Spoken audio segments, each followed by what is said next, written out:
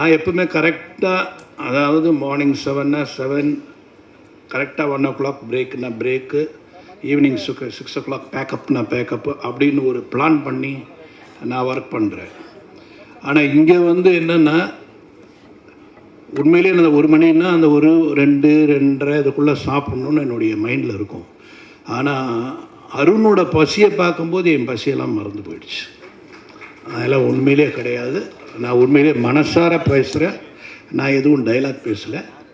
அதனால் ஏன்னா நான் யார் ப்ரொடியூசரு, திடீர்னு நான் டைரக்ட் பண்ணுறேன்னா யார் ப்ரொடியூசர்னு கேட்டால் அப்போ சொன்னார், இந்த மாதிரி தேனாண்டாள்னாரு. அந்த ப்ரொடக்ஷனில் நீ டைரக்டராக அறிமுகம் ஆனாலே அது ஒரு மிகப்பெரிய வெற்றி. ஏன்னா அவங்க அப்பா ராமநாராயணா சார்ன்றவர் சினிமாவில் அவர் நாங்கள்லாம் அவர்கிட்ட எவ்வளவோ கற்றுக்கிட்டோம். 100 ஃபிலிம்ஸ் ஒரு வருஷத்தில் 12 படம் டைரக்ட் பண்ணுவாருங்க. எப்படி பண்ணுறாருன்னே தெரியாது. 12 ஃபிலிம்ஸ் எல்லாமே அவர் எங்கிட்ட ரொம்ப ஒரு அழகாக ஒரு வார்த்தை சொன்னார். நான் எல்லாம் பெரிய பெரிய படமாக பண்ணிகிட்ருக்கேன். அப்போ எங்கிட்ட சொன்னார், நான் பண்ண மாட்டேன் உங்களை மாதிரி அப்படின்னாரு. ஏன் சார்னு கேட்டேன். இல்லை சார், நான் 2வது படி வரைக்கும் தான் போவேன். கீழே விழுந்தால் வெறும் காலக்கல்ல அடிப்படம் தொடச்சிட்டு போயிடலாம்.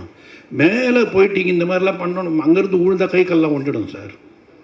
So he is a very calculative and what he wants. இது போதும் எனக்கு ஒரு படத்தில் 2 ரூபா போதும், அந்த 2 ரூபாவோட நான் ப்ராஃபிட் பார்ப்பேன் அப்படின்னு ரொம்ப கால்குலேட்டிவாக ரொம்ப அழகாக பிளான் பண்ணி அவர் படம் பண்ணக்கூடிய டைரக்டர். அவருடைய மகன்தான் இன்றைக்கி முரளி சார் அவர்கள். ஸோ அப்படிப்பட்ட ஒரு டைரக்டர்கிட்ட நாங்கள்லாம் நிறைய கற்றுக்கிட்டோம். இன்றைக்கும் உண்மையிலேயே சொல்கிறேன், இந்த மேடையில் நான் நிறைய கற்றுக்கிட்டேன்.